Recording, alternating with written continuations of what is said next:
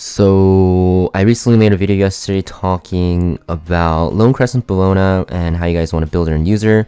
But a lot of people were actually asking me what you guys should actually choose between Lionheart Cermia and also Lone Crescent Bellona from the Moonlight Hero recruitment event, which you can get basically a free Moonlight 5-star unit from. Now, both of these units are very strong in their own way. Lone Crescent Bellona obviously is very good against units that have critical hit resistance because of the fact that her S3, S1, and her S2, basically all of her abilities will always crit no matter what. And she's just extremely powerful against units like Navy Captain Landy, Cermia, anything with critical hit resistance built in.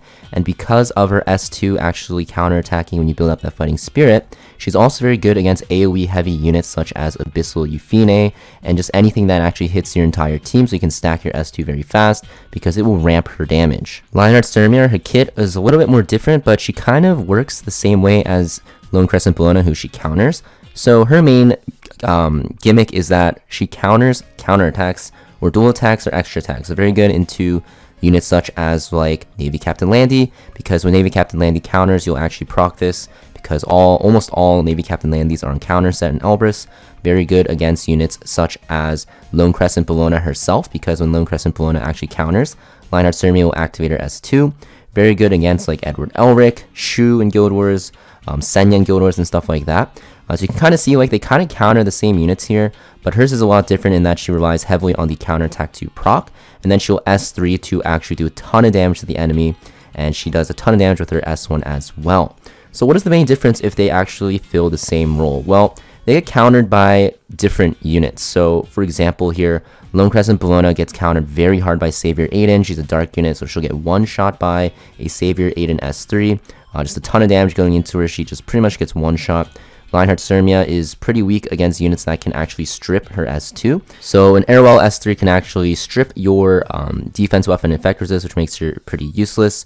She's also pretty weak against Moon Bunny Dominion, who is extremely powerful in the meta right now. So if we look at Moon Bunny Dominion really quick, you're going to know that when you take an extra turn, you get skill nully and immunity. So Lionheart Cermia has an extra turn built into her S3. So when that procs, you're procking, right? So they have different counters, so that's like the biggest thing about them. But another huge thing is the gear. So I don't have the best gear on these units currently, but for gear, I think that's going to be the main difference in how you're going to have to choose between Lionheart Cermia or Lone Crescent Bellona, because they do pretty much not the same thing, but they fit the same role in who they are good against.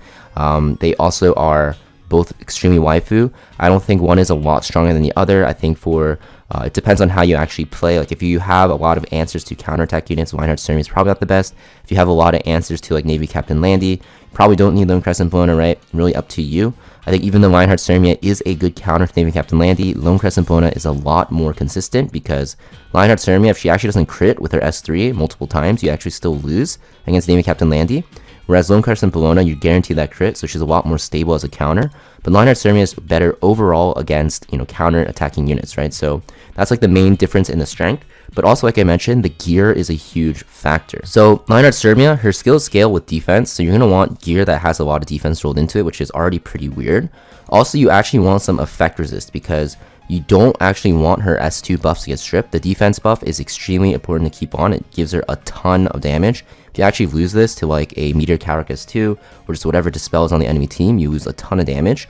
And because of that, you're going to see that because she gains 50% ER when her S2 procs as well, you're going to want to run her on like 50% effect resist. She has 30% built in, so you only need 20% from gear. And it makes it so that you're at 100%, so you can't get stripped by like 0 effectiveness, Meteor Cowricks and stuff like that, which is very, very nice. And like I mentioned, you're going to want really high defense rolls, at least 2k defense on any build you run her on. For health, crit chance, and crit damage, you want 100% crit chance. The health and crit damage is up to you. Some people give up some crit damage for health. Some people lower the health to like 13k for more crit damage. Really on how you want to build her. And the main set, you can run her on Destruction or Lifesteal. Both of them are very good.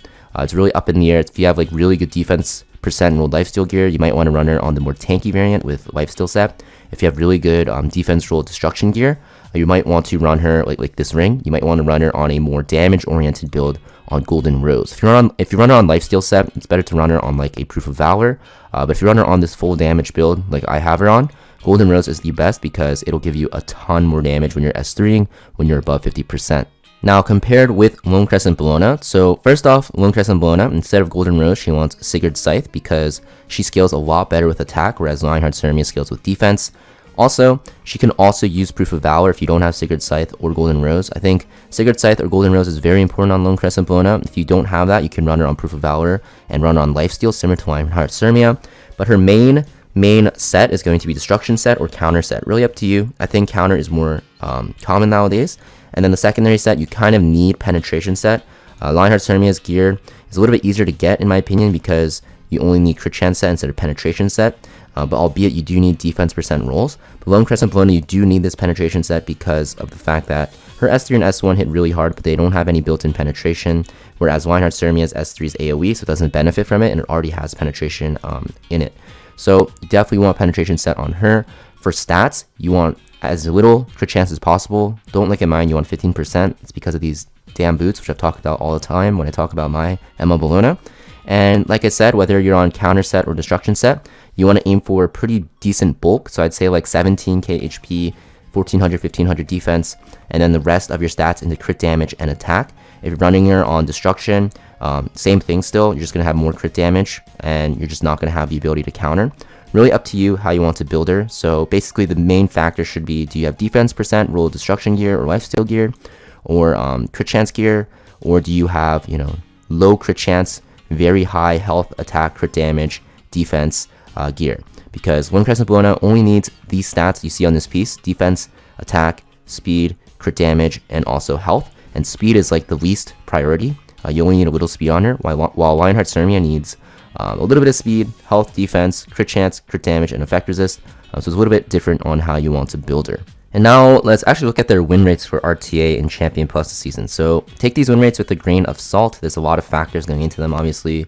You're going to see that Lionheart Cermia struggles against Navy Captain Landy and also Abyssal Euphine. And that's why Navy Captain Landy and Abyssal Euphine, you kind of have a timer to beat them. And Lionheart Cermia, most of the time she can't beat that timer because Abyssal Euphine has that Holy Sacrifice, and also because Navy Captain Landy has that anti-crit, right? And Abyssal Euphine doesn't counter enough most of the times for you to actually kill her in time. Whereas Navy Captain Landy, if she just dodges your S3 crit, you kind of just lose, right? So it's kind of weird. You're also going to see against Conqueror Lilius, her win rate is not that high either. And that's mostly because Conqueror Lilius is super flexible. So if you pick Lionheart Cermia too early, they can just counter pick you with units such as like Remnant Violet, and they call Lilius, right? Savior Aiden. So there's a lot of counters to Lionheart Cermia. And also her pick rate is very high in general, 33%, which is insane. So the win rate should be around 50% anyways, because that's a lot of data compared to Lone Crescent Bellona. So you're going to see that Lionheart Cermia is a lot more balanced than you think, even though she's very good. She is pretty fair, I'd say. I don't think she's super broken. She definitely has games where she pops off and games where she's not that great. But I think she is more easily to pick earlier into the draft because she has less profound counters than Lone Crescent Bellona. Lone Crescent Bellona, on the other hand, she's picked a third less than actually 2/3 less than Lionheart Cermia, but she has a higher win rate at 52.7. And that is mostly going to be because you'll see against Navy Captain Landy here, her win rate is super high. She's a way better counter. She's also pretty decent into Moon Bunny Dominion because of the fact that she removes that skill nully really easily. And you're going to see that she's just very good into Navy Captain Landy. I think Lone Crescent Bellona is going to be a unit that you're going to only really pick into Navy Captain Landy and RTA.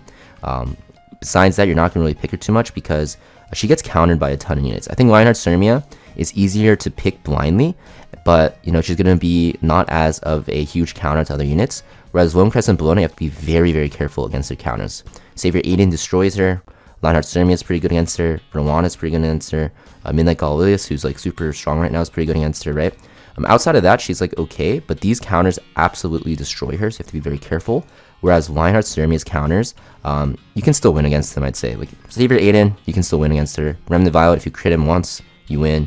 Midnight Galilius, a little bit harder, but still winnable, right? I think Lionheart Cermia is more of a low risk, medium reward unit, whereas the Lone Crescent Bellona is kind of like a more higher risk, higher reward unit, so you have to be very careful in that regard. You have to pick her a lot later. I think the biggest factor though, guys, should be the gear. Obviously, like I said, if you have a lot of defense percent gear, that's on like destruction or lifesteal, Lionheart Cermia is very good. If you have very good counter or destruction gear that doesn't have a lot of crit chance but makes her very bulky with high attack and crit damage, then Lone Crescent Bellona is up to you.